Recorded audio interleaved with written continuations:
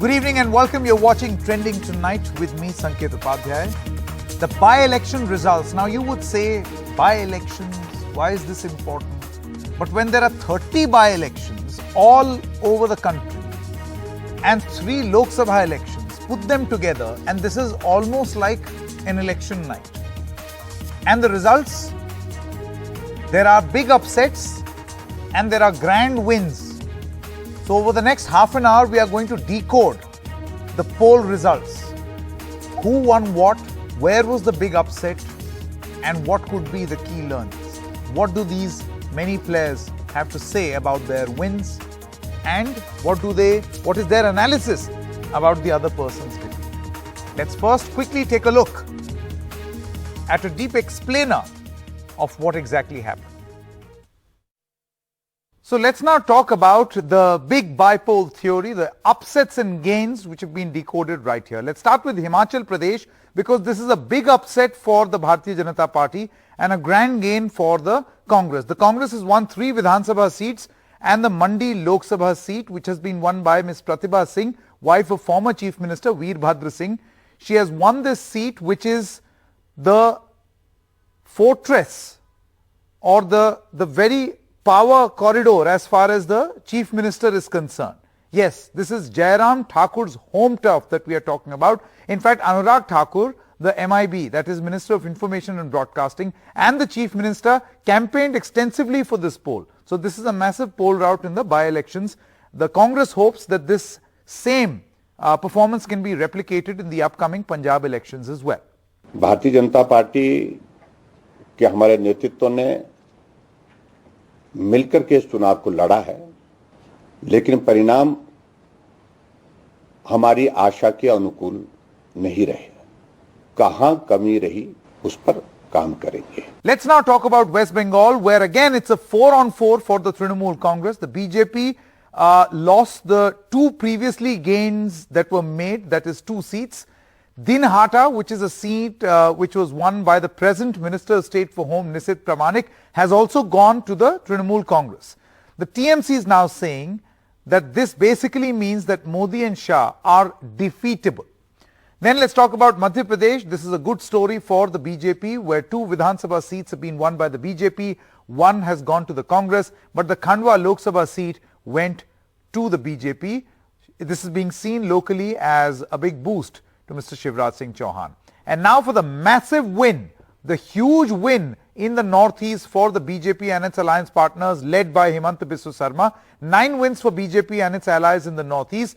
Most of those in Assam were turncoats who came from the Congress into the BJP, but they ended up winning. So this result is being seen as a shot in the arm for Mr. Himanta Biswa Sarma. Let's talk about Rajasthan. Both Vidhan Sabha seats went to the Congress. The tribal seat which has been won is also being seen as Ashok Gehlot trying to consolidate his position. In Haryana, the BJP lost its deposit in Allahabad. This is also the re-entry of INLD into the poll fray with a win for Abhay Chautala. And last but not the least, the story coming in from Bihar. It was being seen that perhaps the Lalu factor would tilt scales in favor of the RJD. However, that has not happened. The JDU's Nitish Kumar, who's already a minority partner in the government, has won both the seats, being seen as a big boost for Nitish Kumar. And let's now talk about West Bengal, a 4-on-4 for the Trinamool Congress. This is just 6 or 8 months after Khela Hobe that happened in West Bengal. I have with me a Trinamool Congress MP, Mr. Derek O'Brien, joining us from Goa, where he's camping as of this moment. Mr. Derek O'Brien, thank you very much for joining us. What do you make of these bipole results in the context of West Bengal?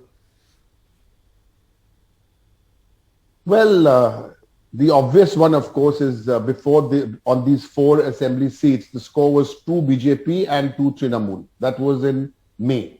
From 2-2, it has become 4-0. But that apart, huge wins, massive. Like in one constituency where we lost an assembly seat by 57 votes, that was the gentleman who is now the Minister of State for Home.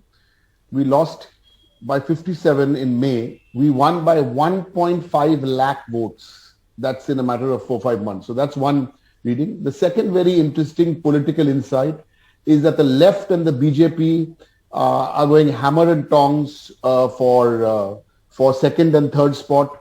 That's an interesting reading. The other interesting reading could be that Mr. Shah is not coming to Bengal, I think, in a hurry. The other reading could be is that there are no firecrackers this Diwali. Why? So happy Diwali to everybody in BJP. May they have a very happy and a quiet Diwali. I think beyond Only in beyond the that, context of Bengal. on a more serious note, Yeah. you see what is happening is in the BJP have been running this rather divisive campaign. So I think the BJP is well on its way to completely imploding in Bengal. But let me make this point today, that the gates of the Trinamool are not just, open gates where everybody can walk in. If there are folks who wish to join the Trinamool Congress, then they need to put in good hours of penance, and I'm meaning that in doing good work for people, before they are welcome back. But I think the overall position is that beyond Bengal, I think the message is that the BJP, Modi and Shah are beatable. I'm not doing cheap shots here and saying that how badly the Congress did. I don't want to go there because the numbers are there for all to see. And it's pretty obvious that Mamata Banerjee leadership is showing these results. And I think we're very excited with the result of our friends, the Shiv Sena, winning their Lok Sabha seat. So congratulations to the Shiv Sena. And the BJP didn't hold on to their seat in Himachal. The Congress won that seat. So all in all, doesn't matter how you spin it, it's been a pretty bad day for the BJP. But then we need to keep this momentum going. Yeah, that's true, Mr. Derek O'Brien. But then, there is a story in Madhya Pradesh also where the BJP has done well, and also the story from the Northeast where the BJP has done well. But let's talk about the Trinamool Congress. Does the bypoll result for the Trinamool Congress mean that now you can be further emboldened about your national ambitions, which you have been exploring? Of course it does, but when you look at a state like Tripura and when you look at a state like Goa, in both these states, the BJP is weak.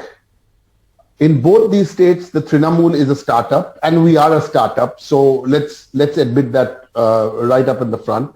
On the ground, there's a lot of anger against the BJP, and the challenge in both these states is to channelize that anger against the state government and channelize that and convert that anger into seats won. So this theory going around that the split of vote and, opposition vote will split more, the target is very clear. The BJP has to be defeated because these two states also have 4 Lok Sabha seats coming up in 2024. So our simple message in Goa, our simple message in Tripura is we are not here for the sprint. We are here for the long run. We are here in Goa to stay. We are here in Tripura to stay. And if you look at the way we've approached Goa, it's Goa Trinamool Congress. It's Tripura Trinamool Congress. So we don't have this, this high command, so we are doing our best. We are never cocky before elections. And even before Mr. Upadhyay, I've had so many conversations with you in Bengal, before the Bengal elections, where we were hearing that Mr. Shah and Mr. Modi would get 200 seats in Bengal. And, we were in trouble. So I think time to do less talk. But I think the bigger concern and the issues we are not talking about, which have to come into the mainstream, look at the economy, look at the jobs, look at freedom of expression. All these are the big issues which need to come to the fore, and less time to be spent on discussing opposition unity. Opposition unity is another chapter. But these are the issues. These are the issues for the people. Petrol prices, LPG prices. These are the burning. These are the big issues at hand. And I think it's more important for the opposition to bring these issues to the fore. Because these are the people issues. In one sentence is the promises which the BJP have made in 2014 that gave a lot of people a lot of hope that, there will be a change, there must be a change. But now we gave you a chance in 2014. People are saying, okay, till 19. Now what? We are in 2021. Okay. Effects of demonetization. Okay. Effects of a badly implemented GST. Effects of Parliament being bulldozed and farmer bills being passed. So these are all the issues now which are coming up. No, sure. I agree with what you're saying. But, while that is an important issue which needs to be highlighted, surprisingly is not being highlighted, or the government wants to downplay it for obvious reasons, I would still want to ask you a question on opposition unity, Mr. Derek O'Brien. Don't you think that it is important you think of this? This result, if you see this, is a consequence of a divided opposition where you didn't fight together, but you fought separately. Don't you think that the opposition would be better off in fighting the BJP with some sort of a concerted strategy? Imagine the result then. I think that's a good question. I don't want to deflect the question. You asked me a straight question on opposition unity. So I don't want to go into say, why didn't you ask me about BJP changing their chief ministers before elections? I'm not going there. I'm talking on the opposition. You see, if you talk about opposition unity, in 2019, what happened to opposition unity? The TMC fought 294 seats in Bengal, and the Congress and the CPM together fought on their own in Bengal and got 0 seats.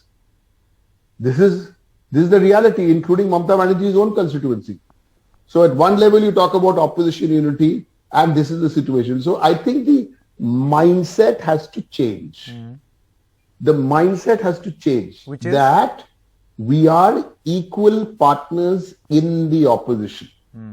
So just because we are 22 years or 23-year-old TMC and somebody else is 100-year-old, so grandmama, granddaddy cannot tell the 22-year-old, energetic, ready to take on Modi and Shah, but granddaddy and grandmama will say, we are youthful, we are energetic, we want to take the BJP on. Let's work on this rather than, talk down on us. That's the basic issue.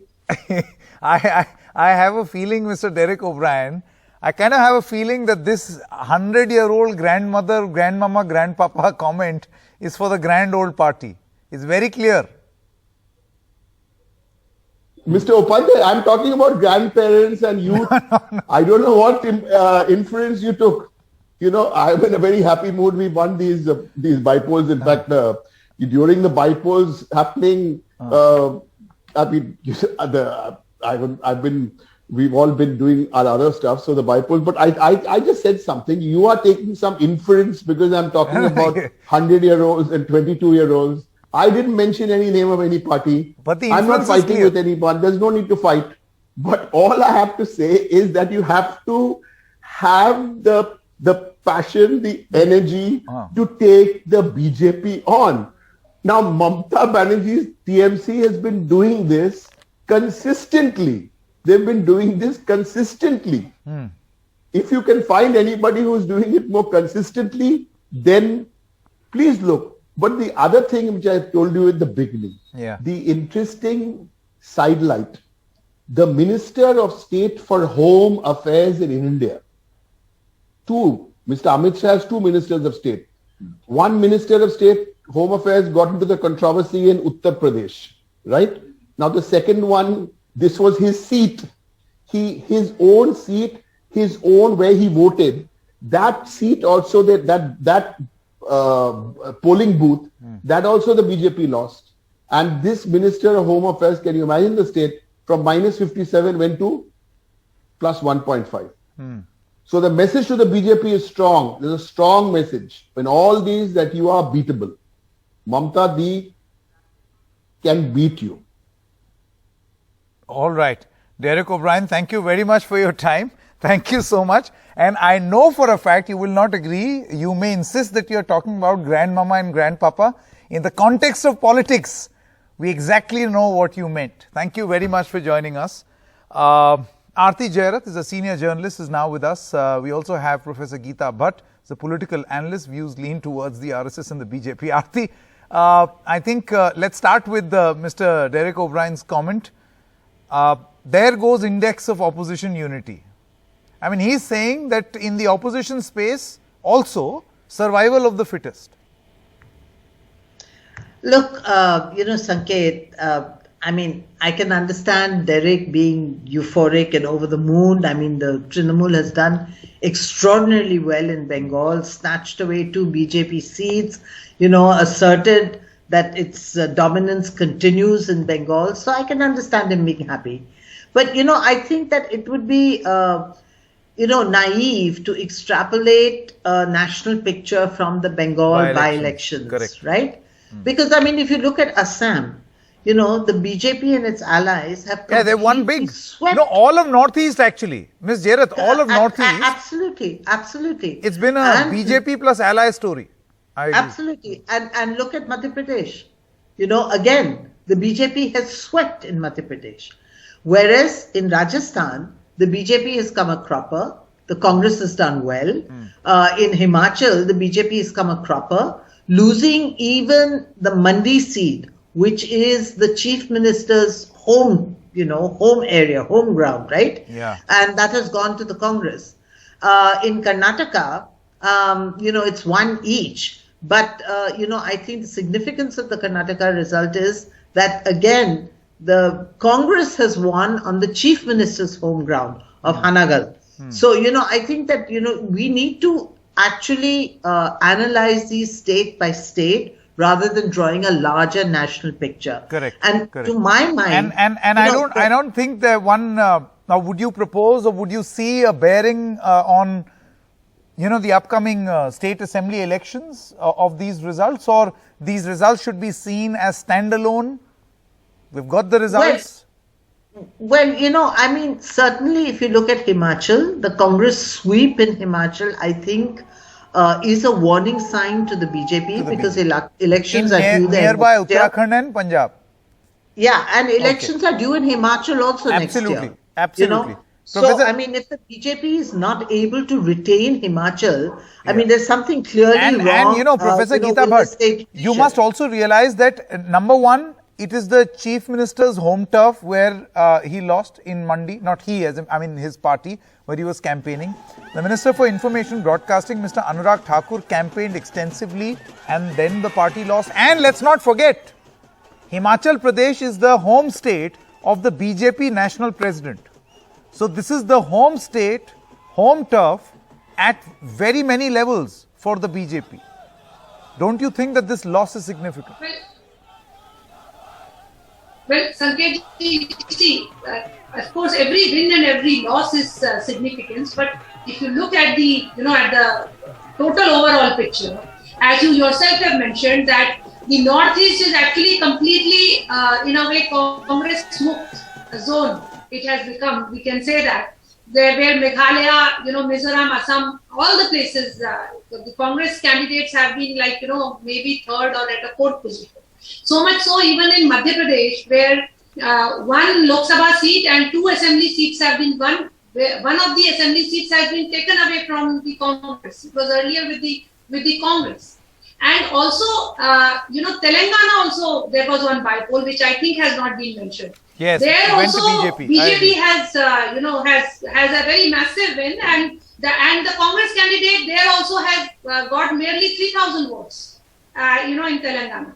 So, and of course, as we were hearing Mr. Derek O'Brien, see, that's why Professor Bhatt, I mentioned at the very beginning, this election has enough consolation for everyone. This election has big wins for people. It has big upsets for people. In a way, it's very complete. Yes, but the problem is, this may not be the real thing. I just wanted to add just 10 seconds more. Yeah, of course. Very quickly, 10 seconds I just need. Yes. Just one point is that, as Aarti ji also said, winning in West Bengal definitely does not mean that, TMC has any kind of a bearing at the ground in the other states. which of course in the coming elections also we will see. And if you, but very significantly, you talked about the opposition unity. There also there is no no leader who is tall enough to stand in front of the Prime Minister, Mr. Narendra Modi. Okay, anyway, we're going to continue this discussion later, but thank you very much, Aarti Jairath, as well as Professor Bhatt. I have with me now a Cabinet Minister of Home, Jail, Parliamentary Affairs, Law Department, as well as a very, very senior member of the Madhya Pradesh Cabinet, Dr. Narottam Mishra. Mishra ji, आपका बहुत-बहुत स्वागत. What do you make of the BJP's bipolar win in BJP? 2 विधानसभा जीती आपने और 1 लोकसभा. ये सत्ता और संगठन के बेहतर समन्वय पर जनता का विश्वास, विकास के नाम पर जनता ने वोट दिया, मोदी जी और शिवराज सिंह जी के नेतृत्व पर भरोसा किया. ये जीत उसकी जीत है, कार्यकर्ताओं की जीत है. नरोत्तम जी, आपने ये तो मध्य प्रदेश की कहानी हो गई, लेकिन हिमाचल में तो ये कहानी नहीं है और ना ही राजस्थान में है. ठीक है, पूर्वोत्तर राज्यों में भी अच्छा हुआ बीजेपी का, लेकिन ये पूरी जगह ये स्टोरी नहीं है बीजेपी के लिए. बाकी राज्यों की मुझे जानकारी तो है नहीं अभी. हम तो अभी अपने से ही निबट के धनतेरस पे घर आए हैं. लेकिन निश्चित रूप से भारतीय जनता पार्टी हर जगह बढ़ रही है. इतना मैं बिना सुने और बिना देखे ही कह सकता हूं. मिश्रा जी, जो हिमाचल के मुख्यमंत्री हैं, उन्होंने बोला कि महंगाई एक बड़ा मुद्दा रहा शायद जिसकी वजह से वो हारे. तो अगर हिमाचल में महंगाई थी तो फिर मध्य प्रदेश में महंगाई का असर क्यों नहीं दिखा चुनाव में बीजेपी की ओर? देखिए, महंगाई तो आदिकाल से आज तक हर चुनाव का मुद्दा रही है. वो मुद्दा होगी भी, लेकिन आम जनता मध्य प्रदेश की बहुत परिपक्व है. वो जानती है कि आज अगर खाद की दिक्कत है तो कल नहीं होगी, आज अगर प्याज महंगी है तो कल नहीं होगी. पर ये चुनाव तो विकास का चुनाव है और विकास भारतीय जनता पार्टी ही करती है. बाकी तो लोग आश्वासन देते हैं. और मध्य की सरकार ने 15 महीने कांग्रेस की सरकार को भोगा है, इसलिए कांग्रेस को तो यहां पसंद करते ही नहीं है लोग. जी, मेरा आखिरी सवाल आपसे, आपको क्या लगता है कि ये जो परिणाम आए हैं, ये इसका कोई असर होगा आने वाले विधानसभा चुनावों में, जो कि अभी 3-4 महीने में होने? इन परिणामों से नहीं है. वैसे भी यहाँ कांग्रेस डूबता जहाज है. यहाँ कांग्रेस के नेतृत्व में या पार्टी में कोई संभावनाएं दिखती ही नहीं है. मैंने जब ये चुनाव के बारे में प्रारंभ में बोला था कि हम जीतेंगे तो लोगों ने विश्वास नहीं किया था. हो सकता है आप भी विश्वास न करें, पर आप मेरी बात यकीन मानिए, मध्य प्रदेश में कांग्रेस का कोई भविष्य नहीं है. All right, Narottam Mishra, many thanks for joining us. With that, it's a wrap in this edition of Trending Tonight. News continues on the other side. Stay tuned.